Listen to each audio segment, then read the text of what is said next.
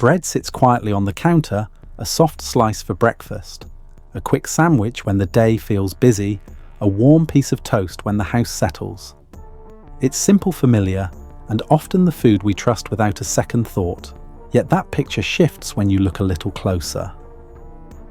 Some loaves hold more salt than most people ever expect, enough for the numbers to creep upward with each steady habit. Others stay soft because of additives that keep the crumb alive long after the flavour has thinned out. A few rely on comforting labels that suggest depth or craft, even when the loaf behind them tells a different story. Bread is meant to support the day, not work against it. And when small details start to add up, it becomes worth knowing which baskets carry more weight than they show. So we're taking a calm, clear look at the shelf.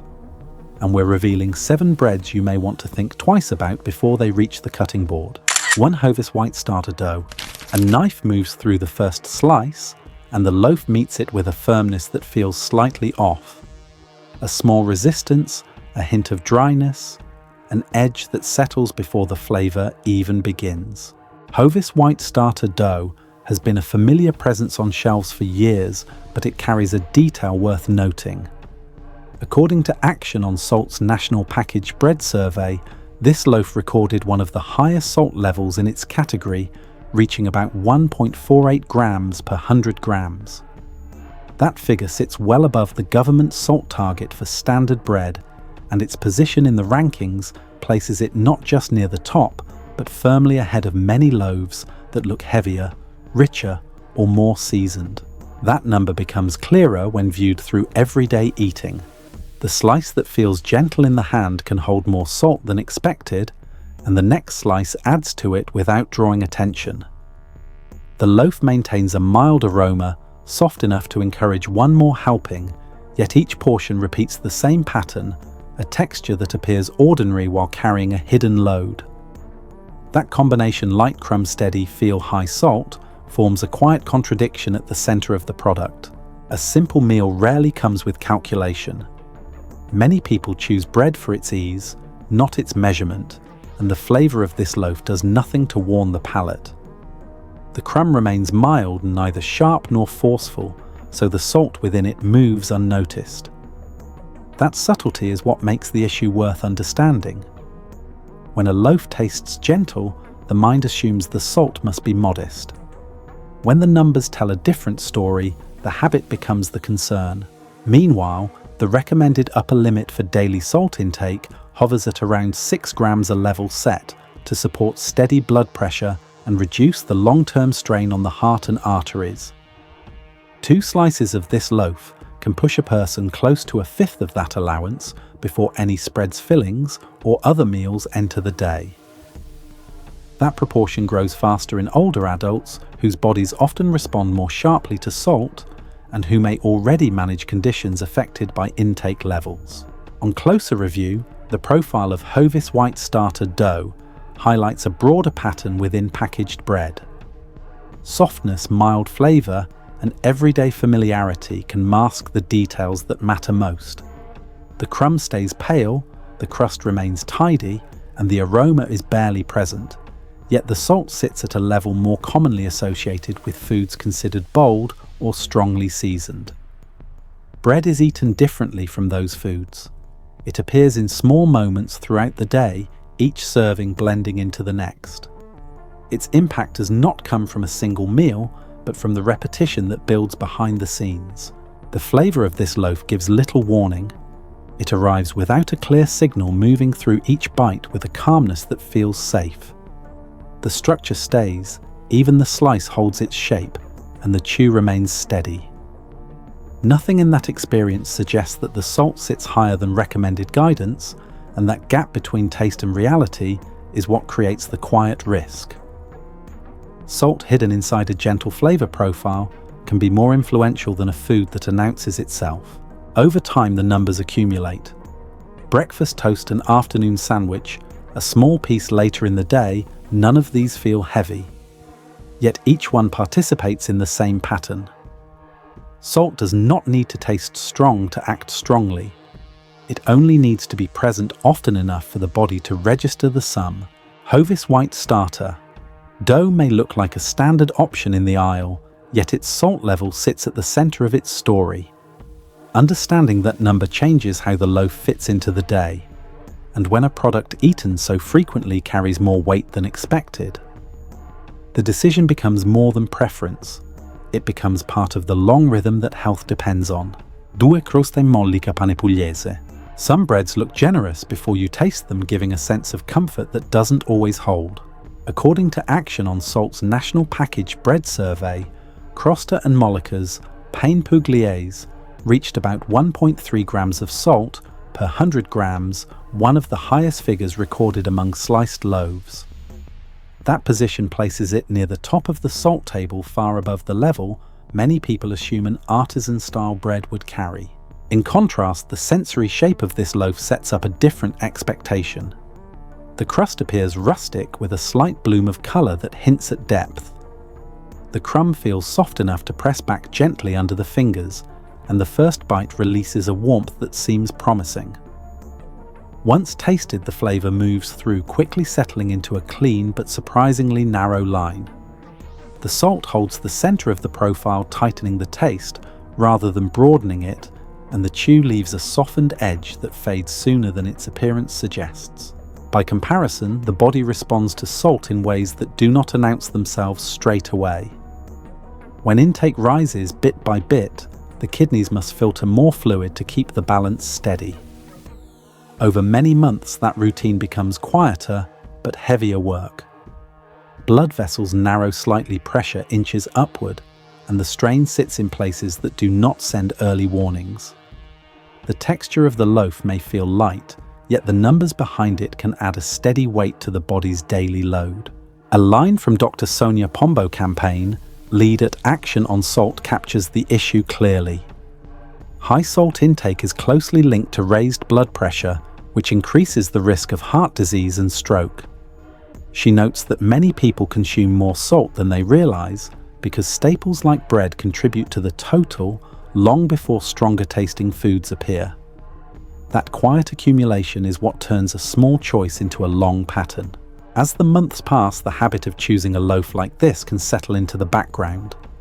A slice with soup, another with eggs, a sandwich built without thought. None of them feel heavy, and none of them seem worth questioning. The salt keeps its place beneath the surface, shaping the numbers even when the flavour stays mild. A person can reach the end of the day believing they ate gently while the body registers something quite different.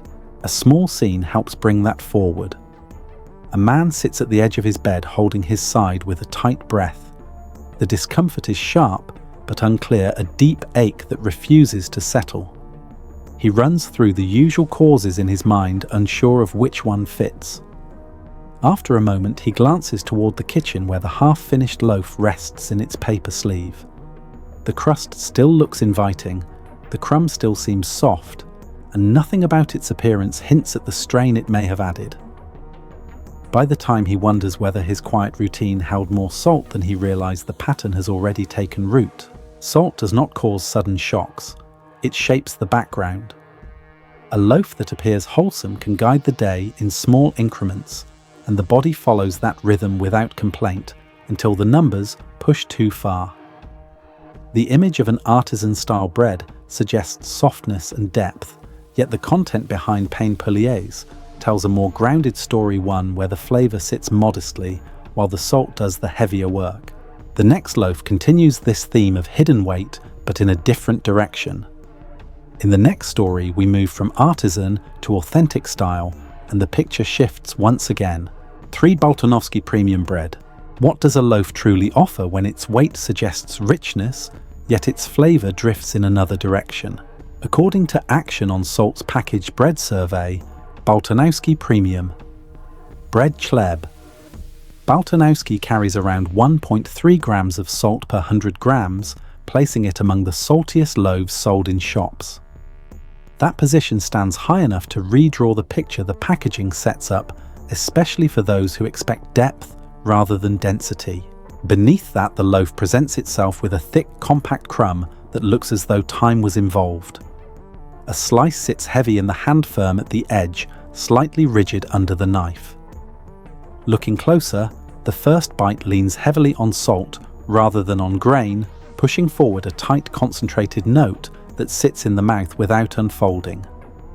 The chew is steady, but unyielding, its weight pressing more than it opens. Across repeats, the flavour doesn't rise or settle. It simply holds its place with a salted heaviness that lingers long after the bite finishes. The contrast becomes clearer when placed beside real, slow-made bread. A true loaf carries a warmth that begins with the rise, not the seasoning. The crumb opens gently with small pockets that reflect patience rather than force. Each bite releases a mild sweetness from the grain, followed by a quiet, natural aroma shaped by time. The crust breaks softly, not with resistance but with character, and the flavour widens instead of sharpening. That is what long fermentation creates: a structure that breathes a taste, that grows a lightness that belongs to dough given room to settle. None of it pushes, all of it unfolds. Beyond the moment, the gap between these two styles speaks to more than recipe choices. The pressure to produce fast, predictable bread has stripped away much of what made the loaf a symbol of ease and care. Modern production leans on shortcuts that turn hours into minutes, pushing dough through processes that chase volume, softness, and shelf life rather than depth. The flavour that once came from grain and patience now leans on salt, conditioners, and processing speed. The meaning of bread, steady, honest, nourishing, becomes harder to feel when the loaf behaves like an assembly rather than a craft. Hurried dough behaves differently. It tightens instead of rising with ease. The crust becomes uniform rather than expressive. The aroma falls flat because it has not been given the hours it needs to develop. What reaches the table still looks like bread, yet the taste carries the signs of a process designed for efficiency rather than character. Long rise warmth fades, replaced by a firmness that signals compression more than creation. This shift shows up most clearly when the palate remembers something older. A woman stands at her counter holding a slice of Boltonski between her fingers. The weight surprises her, but not in the way she hoped. She pauses, letting memory surface. She recalls bread from years back, a loaf that lifted with a gentle spring when pressed, a crumb that felt alive with small air pockets, a crust that cracked lightly under the knife. The smell filled the room before the first slice was even cut. None of it was complicated. It simply carried the quiet patience of dough left to rise at its own pace. She looks at the current slice again. The shape is right, but the feeling is not. The weight sits in her hand without warmth. The flavour she expects does not arrive. She places the loaf back on the board and lets a small thought settle. Bread used to breathe, she whispers. 4 M&S super soft, oaty bloomer. Unlike the dense weight of Boltonski, this loaf carries a lightness that seems reassuring from the start. M&S's super soft and oaty bloomer lines look like products shaped for comfort, gentle crust, even crumb packaging that leans toward trust. Yet the process behind them has shifted. Over recent years, recipe adjustments have trimmed the time dough spends developing flavour, while small additions nudge texture into softness that lasts longer than it should. Shelf life stretch becomes a priority, so the loaf stays pliable well after the day it was baked. A few cost-driven tweaks follow: grain notes, toned down fermentation, eased back moisture held in place to create a feel-good bite rather than a genuine one. As these changes settle in, certain ingredients gain space while others fade. A touch less depth, a touch more softness, a slight rise in additives designed to keep the loaf uniform. None of it looks dramatic on the surface, but it leaves the bread leaning more toward convenience than character. The shift mirrors a wider pattern across the aisle, gentle compromises made quietly, each one moving the loaf a little further from the way it once behaved. Salt plays its part in this movement. As tests show, the M&S Oaty Bloomer now contains noticeably more salt than earlier versions. Action on salt noted an increase of roughly 38% since the early 2010s. The super soft loaf sits just above the government target, which places it in a position that looks ordinary but carries more salt than the name suggests. Through this shift, a pattern emerges: softness, raised depth, lowered seasoning, used to compensate for flavor that no longer has time to develop naturally. The motive behind these choices is neither mysterious nor new. Supermarkets balance cost, consistency, and shelf life. A loaf that stays soft for days attracts repeat customers. A recipe that reduces variation from batch to batch lowers production risk. A slight boost in salt delivers a reliable taste profile without investing more time or better grain. When viewed from behind the counter, it becomes a practical equation: create a loaf that looks good, feels good, and survives the journey home without losing its shape. Marketing completes the picture. M&S presents these loaves with warm colours, tidy fonts, and a tone that leans on comfort. Words like soft, wholesome, oaty, and classic shape expectations before the first slice is cut. Images of gentle crumbs and bright crusts guide the eye toward familiarity. Nothing here shouts, everything nudges. The buyer reaches for the loaf because it appears dependable, mild, sensible, a safe choice in a crowded aisle. Once tasted, though, the impression shifts. The loaf feels soft but slightly flat, its aroma lighter than expected. The crumb presses easily but lacks the quiet spring of dough given enough time to rest. Salt sharpens the first bite more than grain or fermentation. That doesn't make the bread unsafe. It simply reveals the result of small compromises that favor production efficiency over flavor. A person may not notice on the first day or the second, but the pattern becomes clear over time. When faced with it, the best way to stay steady is to step back from packaging cues and return to the basics. Look at ingredient lists rather than the front label. Notice how quickly the flavor disappears, or how firmly the slice holds its shape long after purchase.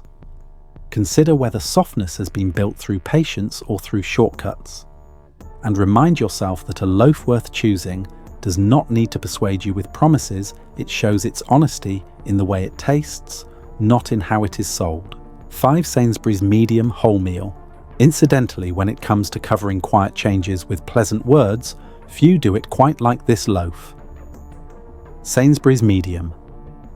Wholemeal speaks warmly on the shelf. Words such as wholesome, balanced, and wholemeal goodness give the impression of something steady, a loaf shaped for those who prefer the reliable over the rushed. The tone suggests grain-forward flavor, gentle fiber, and a place in routines that lean toward better choices. It promises a kind of quiet honesty. By the time you notice how it behaves in practice, that promise begins to slip. The crumb that should feel grounded arrives surprisingly mild. The grain that ought to bring character sits back instead of stepping forward. The slice softens quickly, almost retreating from the structure wholemeal usually carries. The loaf feels as though it is working hard to appear earnest without holding the qualities that make that image real. From earlier batches, the recipe once carried a firmness that supported its claim. The shift becomes clearer when placed beside the numbers. Action on Salt recorded that Sainsbury's medium wholemeal increased its salt level by roughly 19% over the past decade, rising from around 0.74 grams per 100 grams to about 0.88. That change doesn't dominate the packaging. It sits quietly in the nutritional panel. Yet it reshapes the loaf's character in ways the front label does not acknowledge. In quiet contrast, online comments have begun to point toward the same drift. One shopper remarked that the flavor feels thinner than it used to. Another mentioned that the grain note seems dialed back lately. A third wrote that the slices don't hold up the way they once did. None of these carry outrage. They simply echo the sense that the product leans more on suggestion than substance. The gentle mislead sits in the gap between the language of goodness and the loaf's actual behavior on the plate. After a closer look, the sensory details confirm the distance. The crumb appears even, but lacks the subtle strength wholemeal should bring. A muted grain scent replaces the warmer aroma expected from a loaf built with patience. The texture lifts unevenly, giving the slice a softness that feels closer to convenience than craft. Salt shapes more of the first bite than the grain itself, nudging flavor forward in a way that compensates for the time and depth no longer present. The warmth of true wholemeal fades quicker than expected, leaving a taste that feels pared back. The shift isn't dramatic. It arrives quietly, like a small change that gathers weight only when repeated over days and weeks. A loaf positioned as a healthier, fuller choice ends up delivering something noticeably lighter in character and heavier in salt. The comfort words remain printed in the same tone, but the loaf no longer fully supports them. That is the heart of the mismatch, a calm exterior masking adjustments that move the bread away from its own promise. Standing in the aisle, it's easy to trust the labels that speak gently. They offer reassurance without asking for scrutiny. Yet the difference between what a loaf says and what it actually does becomes clearer once the details are given space.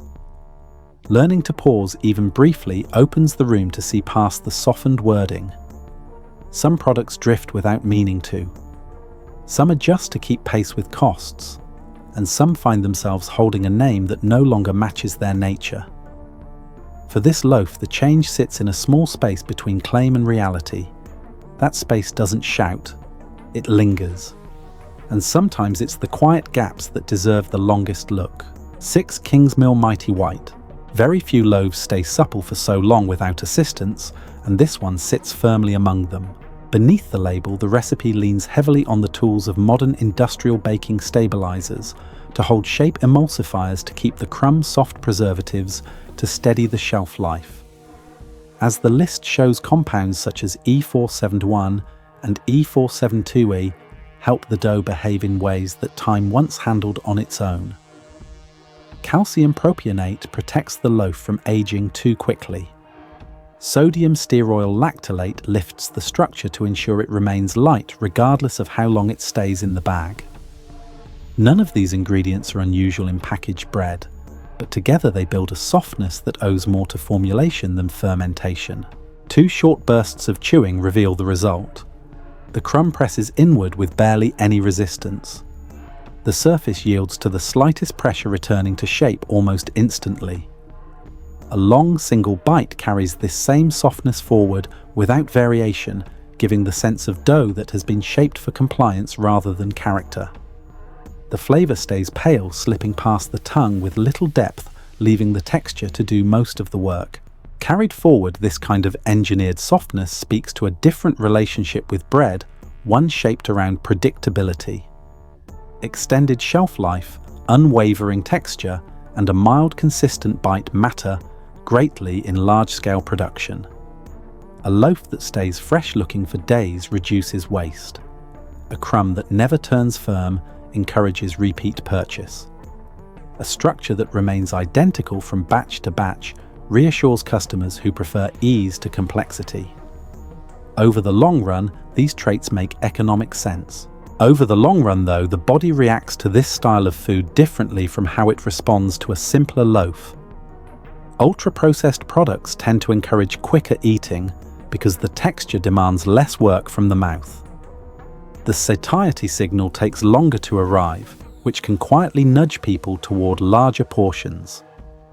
Additives such as emulsifiers remain approved for use, but researchers studying gut health have begun to examine how they may influence the microbiome when consumed regularly. The British Heart Foundation notes that diets high in ultra-processed foods are associated with poorer heart and metabolic outcomes, even if the exact mechanisms remain under study. Nothing about this loaf is extreme on its own. The concern lies in the pattern it can form when eaten daily. Beneath the label, the contrast between appearance and construction grows clearer. A loaf built on patience shows small air pockets, irregular lift, and a crumb that gradually gathers flavor. A loaf built on additives shows uniformity, softness without change, and a stretch that feels the same on day 3 as it did on day 1. One style reflects time, the other reflects design. As the list shows, Mighty White leans firmly toward design. The appeal sits in the ease of use, slices that never crumble, sandwiches that hold their shape, toast that browns evenly without tightening. These qualities fit busy routines, offering speed where older methods offered variation. Yet speed has its cost. The taste remains shallow because the dough has not been given the hours it needs to build warmth. The softness persists because chemicals manage the structure. The loaf behaves flawlessly, but without the quiet flaws that make real bread feel alive. Over the long run, it helps to recognize when softness feels engineered rather than earned. A loaf that never changes is telling you something. Ingredients that carry meanings you can't feel on the tongue deserve a moment's pause. Bread does not need to be complicated, but it should come with a sense of how it was made. Choosing more grounded loaves does not require abandoning convenience, it simply asks for awareness. When the texture seems too perfect for too long, take a second look. Softness should tell a story of time, not a record of additives. 7 Warburtons gluten-free, genius, share. For this last one, I'll tell you something from my own shelf because I once trusted this loaf without a second thought. For a long while, gluten-free bread felt like a small act of care. I kept a pack in the cupboard for relatives who needed it, another in the freezer for friends who dropped by, and one sliced loaf on the counter for myself. It became part of the routine, one quick lift from the shelf, one quiet reassurance that I was choosing something thoughtful. I never paused to question it. I bought it the way people buy milk, by habit, by instinct, by goodwill. As the months passed, I noticed nothing at first. The slices were light, almost delicate. The crumb broke differently from wheat bread, but that was expected. The taste was mild, pleasant enough, and easy to fold into breakfast or lunch. When someone needed a gluten-free option, this was the one I reached for. I didn't shop around. I didn't compare. I didn't hesitate. Trust settles easily when nothing interrupts it. Only later did the changes begin to show. A brittle edge appeared where softness used to sit. The crumb, once steady, started collapsing between the fingers. Toasting shifted from gentle browning to a rapid darkening that left the center oddly unchanged. The flavor thinned until it felt more like a shape than a taste, as if the loaf were borrowing its softness from somewhere else. Anchor facts explained what I hadn't been paying attention to. Many gluten-free loaves, Warburtons. Gluten-free genius share rely on long formulations of starches, stabilizers, and emulsifiers simply to stand upright. Surveys from Action on Salt and ingredient audits from consumer groups repeatedly note higher numbers of structure builders and salt in gluten-free products compared with standard bread. The composition isn't unusual, it's the norm for this category. But knowing that didn't soften the feeling that something familiar had been quietly rewritten. The emotional part came later in a much slower way. I realized one morning that I was no longer enjoying the bread I had defended for years. The taste that once gave comfort now felt hollow. The slices that once felt careful now felt engineered. A small crack formed in the trust I had placed so casually. That wasn't dramatic, it was disappointing. There is a particular sting that comes from losing faith in a food you once associated with kindness. In the end, the ache wasn't about the loaf itself, it was about the memory it carried. I grew up with bread that tasted of grain, not composition. Bread that warmed the room before it reached the table. Bread that changed with the day, sometimes lighter, sometimes denser, always alive. Gluten-free or not, I expected at least some echo of that feeling, some sign that the loaf was trying to belong to the same tradition. Now when I stand in front of the gluten-free section, the rows feel crowded, yet strangely empty. Pack after pack shows the same softness, the same weightless slices, the same extended formulas. I lift one loaf, then another, hoping for a spark of the taste I used to know. What I find instead is a set of products that behave well, last long, and offer ease, but rarely offer soul. I still buy them when needed. Responsibility doesn't vanish. but I buy them with a different understanding. The trust has thinned, the comfort has softened, and the taste I look for, the one that once felt warm and grounded, has slipped so far into the past that I'm no longer sure I'd recognize it if it returned. Some losses are loud, this one isn't. It settles quietly like a flavor, fading faster than you expected, leaving you searching for something you can still remember but can no longer find. Bread was meant to be simple. A few ingredients, a little patience, and a taste that settles quietly into the day. Yet somewhere between convenience marketing and reformulation, many of the loaves we once trusted have shifted into something else. Some changes are small, some sit deeper. All of them ask us to look a little closer. None of this is about fear. It's about awareness, the kind that helps you choose with a clearer mind. A loaf doesn't need to be perfect, to be honest. It simply needs to behave like bread, not like an idea of bread presented on a packet. If there is one thought worth carrying to the aisle, it is this: trust your own senses more than the promises printed across the front. Lift the loaf. Look at the crumb, taste the grain. Real bread speaks softly, but when it does, it tells the truth.